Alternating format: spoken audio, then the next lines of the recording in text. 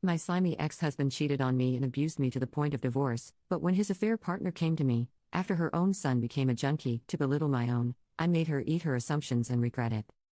Many years ago I was married to a jerk. A jerk who cheated on me repeatedly and who was verbally abusive. The day he turned physically abusive, I filed for divorce. We had a son who was 5 when we divorced.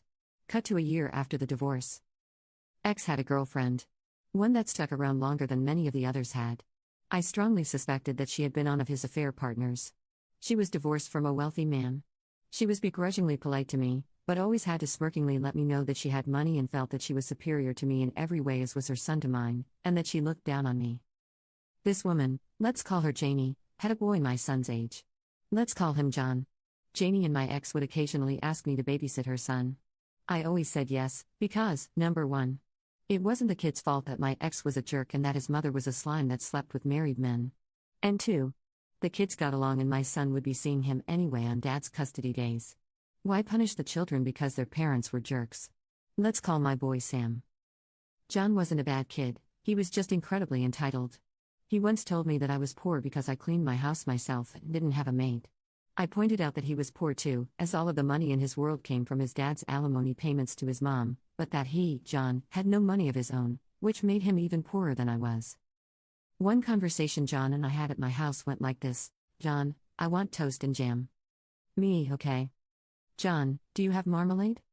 Me, yes. John, do you have whole wheat or whole grain bread? Me, I have whole wheat bread. John, good, then make me toast with marmalade on whole wheat bread and cut the crusts off. I hope it is good marmalade. For some reason that conversation has always stuck with me. Many years later, long after my ex and Janie had broken up and our children were grown, I ran into Janie at a local event.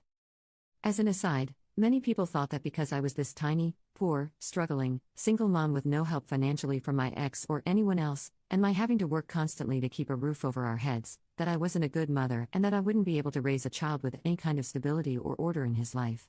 Add to this, my ex continued to be abusive to the point I had to get restraining orders. Pretty much everyone expected me to fail as a parent, and my child to fail in life. Janie was no exception. She was exceptionally smug in her belief that I was a terrible mother. Truth be told, I was a loving, but very strict mom who did homework with my son every single day. I made a full breakfast, lunch and dinner from scratch daily. We ate together every night. I was always home and available for my son, and always very hands-on. I even worked an extra job to hire a math tutor when it seemed my son might be struggling with math. The tutor, who had his PhD in mathematics, told me that he thought my son was a genius. I thought he was joking, he wasn't. As it turned out, Janie's boy John had gone totally off of the rails. Far, far away from his marmalade days. With no life skills, John had turned to drugs, dropped out of school, had become an addict. He had been in and out of rehab, living on the street at times, but Janie still seemed to be enabling him. After telling me all of this, she condescendingly put her hand on my arm, leaned in and said, "Sam too?" Poor Sam, he was never very bright. I know he was terrible in school. While Sam was very, very bright, it was true, he had been awful in grade school through HS.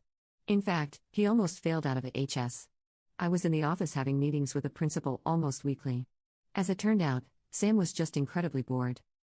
I leaned away from Janie, patted her shoulder, chuckled and said, "Well, actually, Sam has 3 STEM degrees. He did his undergrad with a double major in physics and astronomy, thinking he was going to be an astrophysicist. He graduated with I think a 4.3 in both, but then changed his mind about his career path and got his advanced degree in nanophysics.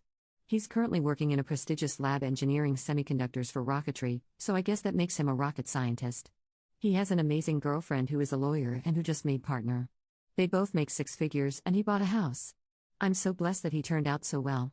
Then I patted her arm and said, "Nice seeing you. I'm so sorry to hear about John, I hope he can get his life on track." I meant this. He was a sweet kid, okay, lie, but I couldn't be mean with his situation. A mom's petty revenge through our kids' successes and failures. Years in the making, but oh so satisfying.